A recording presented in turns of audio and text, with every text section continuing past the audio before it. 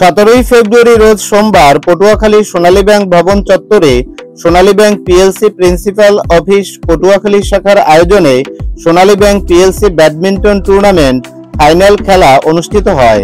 জনাব Habibur Rahman senior principal officer এর সভাপতিত্বে উক্ত খেলায় প্রধান অতিথি হিসেবে উপস্থিত থেকে বক্তব্য প্রদান করেন জনাব Selim Haider, deputy general manager principal office Patuakhali, এবং বিশেষ অতিথি হিসেবে বক্তব্য রাখেন জনাব Zahirul Islam, assistant general manager principal office, এবং জনাব Kawsar Mollah, assistant general manager Newton শাখা পটুয়াখালী।